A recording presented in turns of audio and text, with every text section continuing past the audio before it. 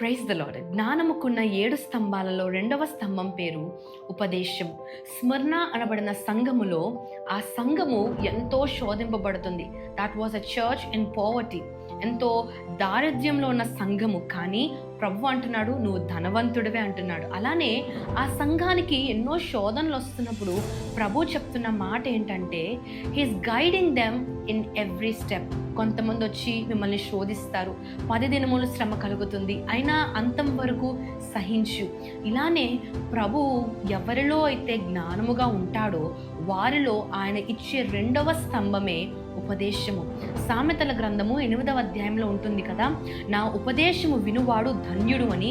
జ్ఞానము అంటే ఈ లోక జ్ఞానము కాదు, పుస్తకాల వల్ల, గూగుల్ నాలెడ్జ్ వల్ల, చాట్ జీపీటీ నాలెడ్జ్ వల్ల, లేకపోతే అనుభవం వల్ల వచ్చే నాలెడ్జ్ వల్ల కాదు, కానీ సమస్త జ్ఞానమునకు మించిన దేవాది దేవుని యొద్ద నుండి వచ్చే ఉపదేశము ఆయన మనకి ఇచ్చినప్పుడు మనము ప్రతి శోధనలో నుండి తప్పింపబడతాము. దానికి మంచి ఉదాహరణ ఎవరంటే నోవహు. God started instructing him to build an arc to save him and his own family.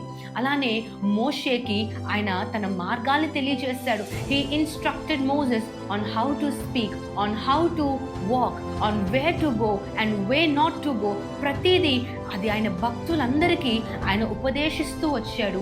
ఆయన ఉపదేశాన్ని అంగీకరించి దాని ప్రకారము నడిచిన ప్రతి ఒక్కరూ రక్షింపబడ్డారు. ఇది నాన్న క్రైస్తవ జీవితంలో మనము ఆశించేది ఆశీర్వాదాల కొరకో లేకపోతే రొట్టెలు చేపలు కొరకో కాదు, కానీ పరలోక రాజ్యానికి మనము చేరాలంటే మనకి దేవుని ఉపదేశము ప్రతిరోజు, ప్రతి క్షణము, ప్రతి పరిస్థితిలో అవసరమై ఉంది.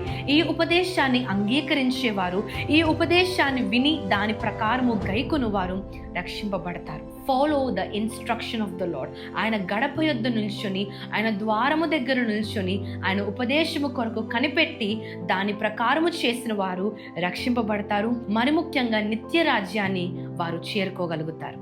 To know the other pillars, follow GSM Vizag and may God bless you.